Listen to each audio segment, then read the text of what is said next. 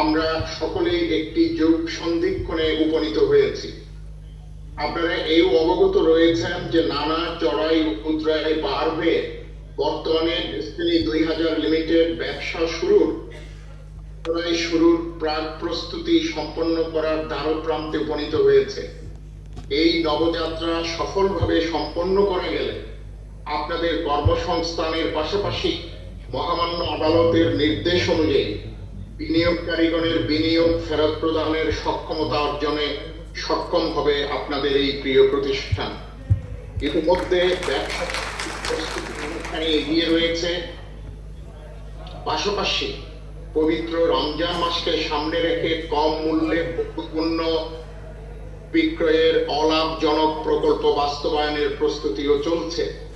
Destiny food bank নামক এই প্রকল্প থেকে ডেস্টিনি পরিবারের সদস্যগণের পাশাপাশি সীমিত আয়ের অন্যান্য শ্রেণী পেশার মানুষ উপকৃত হবে।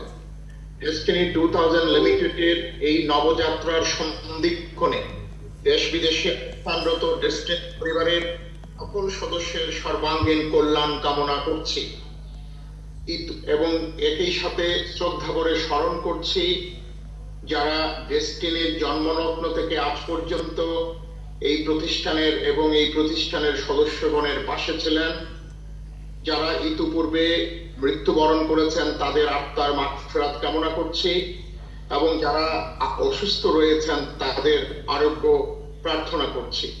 আমি বিশেষ করে স্মরণ করতে চাই ডেস্টিনি প্রতিষ্ঠানের প্রাক্তন নেতৃত্ব, যারা এই প্রতিষ্ঠানকে সফল করে তুলেছেন।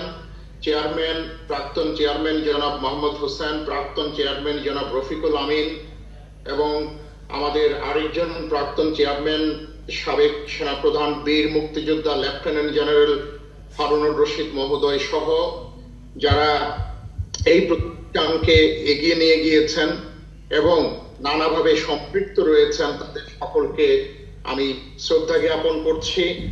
আমি মহান সৃষ্টিকর্তার অপার করুণা প্রার্থনা করছি আপনাদের এই প্রিয় প্রতিষ্ঠান এবং সকল স্টেক হোল্ডার যারা রয়েছেন, পিএইচডি রয়েছেন, ডায়মন্ড রয়েছেন এবং সম্মানিত বোর্ড মেম্বার্স রয়েছেন।